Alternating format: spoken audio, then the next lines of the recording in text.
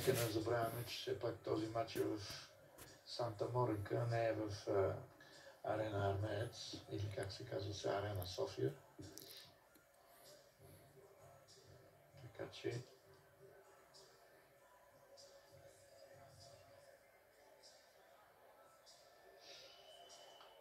От Коста Меса, Калифорния, в хангара Тервел Пулев срещу Диланардо Майнър. Изминаха 4 рунда, в които българина може да сме пристрастни, но ни се струва и на двамата с Камен, че има превъзходство. След като приключи и 6-тия рунд от този матч, ако се стигне до приключването на 6-тия рунд... Добре го спря съперника сега с ляв право в главата. Ще гледаме. Трябва да внимава. Не бива да изпуска инициативата. Добре беше това ляво круше.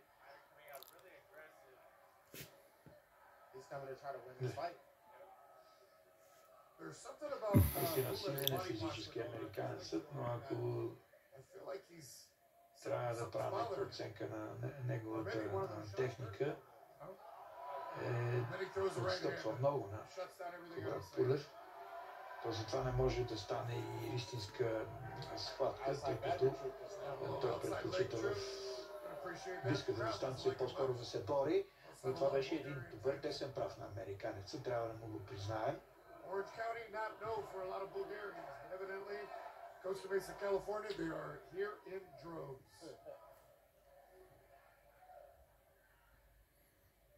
И пак тръгва с главата напред Майнър. Чудесен раздясната ръка на Пулев.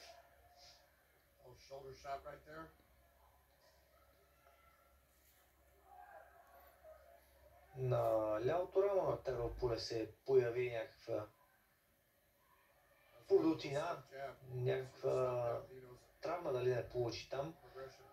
Припомняме, че на предния си двубой срещу Шоч Грин имаше немалка контузия по време на матча още Тервел Пулев. Тя не му попречи да спечели двубоя категорично.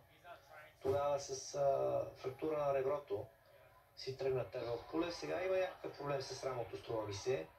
Виждате как изкочи нещо на рамото. Много видимо започва да става това. Не знам до каква степен го усеща Тервел. Не знам до каква степен и адреналина го предпазва от болката, която може би затова и доста пестелив с десния прав.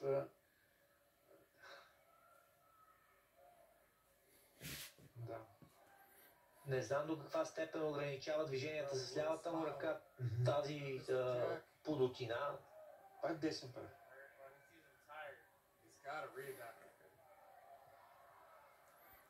Добра работа. Отново с десния прав завърши и лявото круше беше в действие. Видяхме и дясното круше попадна точно.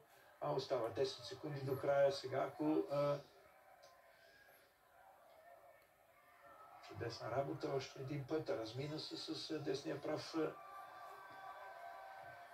американецът.